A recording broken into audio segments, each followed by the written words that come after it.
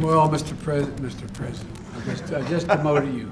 L'un dit que Londres et Washington peuvent compter l'une sur l'autre avec une confiance absolue. L'autre assure que l'Amérique n'avait pas de plus proche allié que le Royaume-Uni. L'entente cordiale affichée entre Rishi Sunak et Joe Biden semble venir tourner la page des relations houleuses entre les deux pays du temps de Boris Johnson et de Liz Truss.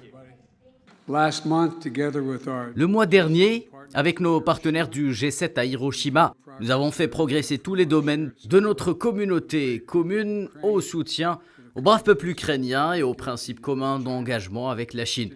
Aujourd'hui, à Washington, nous avons eu des discussions importantes et positives pour approfondir nos relations économiques bilatérales et élargir notre coopération afin de façonner les défis et l'avenir pour le reste de ce siècle.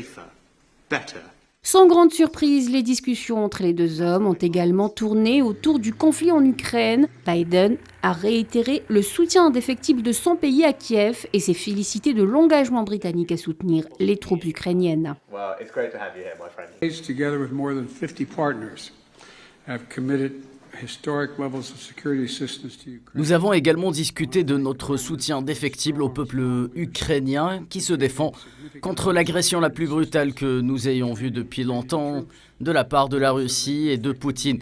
Le Royaume-Uni et les États-Unis ainsi que d'autres, plus de 50 partenaires, ont engagé des niveaux historiques d'aide à la sécurité à l'Ukraine. Et je tiens à remercier le Premier ministre pour son leadership fort qui a fourni des quantités importantes d'aide à la sécurité et à la formation des troupes ukrainiennes afin qu'elles puissent utiliser efficacement l'équipement et les munitions que nous avons fournis collectivement.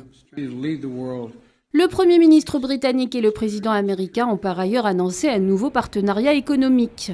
Une déclaration atlantique qui prévoit entre autres une coopération renforcée dans l'industrie de défense, le nucléaire civil et l'approvisionnement en métaux indispensables à la transition énergétique, afin de contrer l'expansion de la Chine et de la Russie.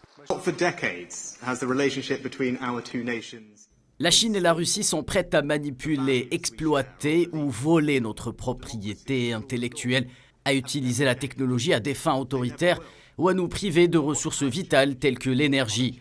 Elles n'y arriveront pas. Aujourd'hui, nous avons adopté la Déclaration Atlantique, un nouveau partenariat économique pour une nouvelle ère d'un type qui n'a jamais été adopté auparavant.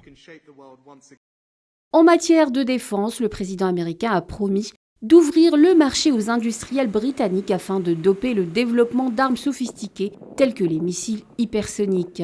Taillés pour faire face à la Chine, l'accord porte aussi sur l'intelligence artificielle, la sécurité énergétique et la fiabilité des chaînes d'approvisionnement.